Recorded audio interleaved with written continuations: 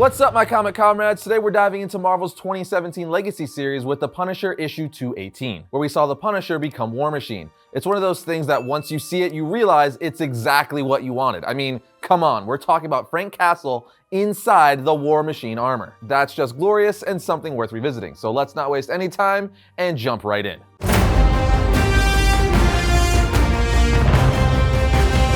The issue opens up in Red Hook, Brooklyn, at some warehouse where we see two gangs meeting with someone saying, "Here's your money."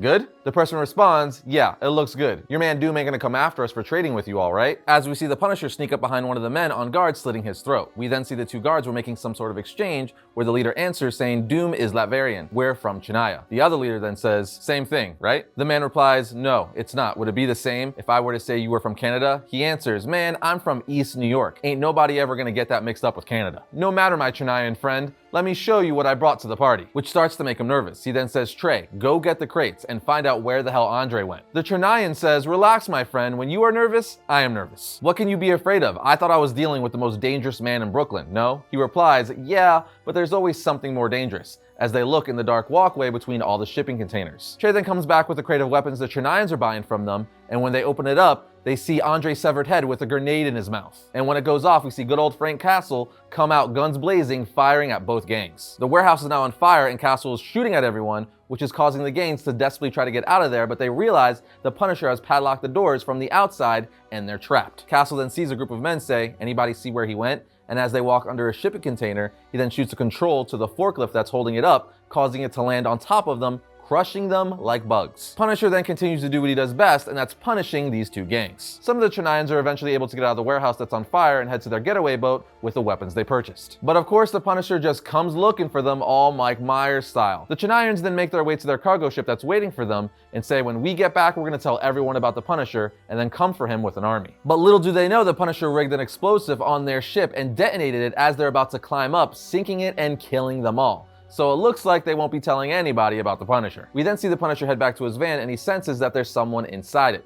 So he takes out his gun and opens the doors only to find it's Nick Fury. Fury then says, "Do you live here, Frank? Where do you go to the bathroom?" Castle asks, "What do you want, Fury?" as he points a gun at his head. Fury replies, "We need to talk. I got files and files on you, big man. If you were gonna use that thing on me, you would have done it long before I implied that you were just another gun-loving homeless vet." Frank says that's a lot of trust to put in a file, and after a little more back and forth, Fury invites Punisher to some dim sum soup. We then see Fury bring him to his favorite soup place with a private table for them in the back. Frank asks, "Is this where you bring your dates?" Fury tells him, "No, this is where I get the best egg drop soup in Brooklyn, without being disturbed. Sit." Castle then says, "You got 10 seconds till I stop being nice, Fury." He replies, "You have no friends. You live in a van. Will you please just try the soup I bought you?" Castle then replies, 3, 2, 1, and Fury says, "I have a job offer I think you'll be interested in." But Castle stands up saying no. Fury then lifts up his eye patch and uses the projector in his eye to show Castle pictures of kids saying, "You still care about kids, right? Or am I still trusting those files too much?" He then continues to tell him the Democratic Republic of Chennai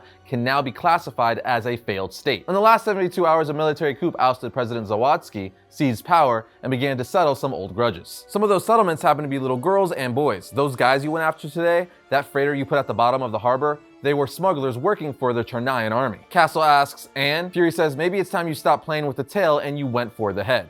Castle then says, "Why come to me?" Fury says, "I've got a situation and you're my best solution. My previous option S.H.I.E.L.D. has been taken off the board. I've got no authority, my agents on the ground are compromised, and I can't so much as take a crap without some oversight committee asking me who approved it." Castle then looks at him while sipping some soup saying, "You're right, it is good soup." Fury then shows him projection images again saying, "General Petrov, trained by the Soviets, rose through the ranks the old-fashioned way. This coup is his idea, so are the dead kids. If you put him in the ground, we bury this whole thing with him. But he won't go down easy. He's paranoid to the point of delusion, and the muscle he's got at his disposal, well, that's my other problem. S.H.I.E.L.D. pulled from the best in the world, the elite, but every once in a while, a bad apple gets through. It seems our situation over there went rotten as soon as those S.H.I.E.L.D. checks stopped coming. My boys in Chennai, they are Petrov's boys now. Long story short, Fury tells Castle, "I'm offering you a shot of the genocidal maniac with an army. You just need to light the fuse." Castle asks, "And what's the bomb?" Fury then looks at him with a smirk saying, "Oh, I've got that covered, Frank. All you have to do is get it." We then see the Punisher getting this bomb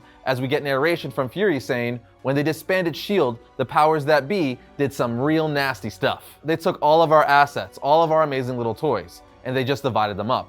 And my absolute favorite toy? This hurt me. I was an army man, Frank, but as a former Marine, I'm sure you could appreciate this insult. They gave it to the Air Force. I know where it is, but I can't help you get it. If you could get it yourself, let's just say I think you could level the playing field with anything Petrov might throw at you. As we see the Punisher break into an unknown location to get said asset. Eventually, Punisher makes his way to the armory of this place, walking up to a vault.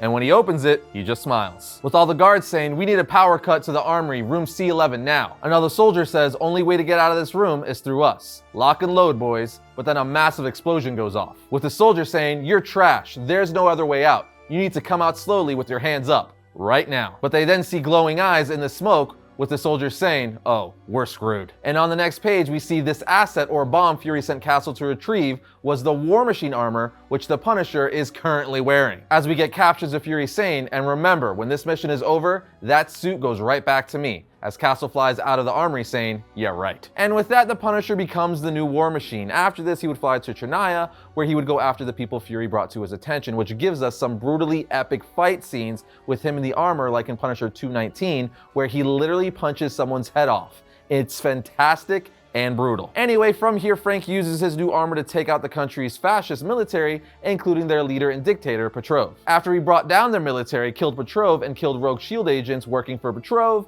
he returned to New York, where he would continue to use the War Machine armor to fight his war on crime. Who would have thought he wasn't going to return the Fury to armor like he asked? Crazy. But running around killing people in the War Machine armor isn't exactly low-key, which catches the attention of Captain Marvel, who is not happy that Castle is dishonoring James Rhodes' legacy by using the armor to kill people. Needless to say, Frank doesn't care, which leads to a confrontation with him and the Avengers, where Castle barely makes it out alive. At this point, Frank decides to go after Baron Zemo and Supreme Hydra, which brings him face to face with the man responsible for the War Machine armor existing in the first place: Iron Man. In the end, Castle's rampage comes to a close because of an intervention with the resurrected James Rhodes, who is able to talk Frank Castle down. Frank even surrenders the War Machine armor to Rhodes out of respect and is taken into custody. But come on, you can't keep the Punisher down. He's soon freed by Black Widow and the Winter Soldier, at which point he continues his war of crime on Hydra. And that wraps up our look at how Punisher got the War Machine armor and a little summary of his time in it. It was one of the coolest overall stories involving the War Machine armor, and incredibly fitting to put Frank Castle in control of it. But what do you guys think of Punisher's time as War Machine? Let us know down in the comments. And that's going to bring today's episode of Variant to a close. But if you like today's video, check out this one right here. And if you like all of our content, subscribe, like, and comment. It always helps the channel grow. But other than that, I'll see you guys next time when I talk about all things comics.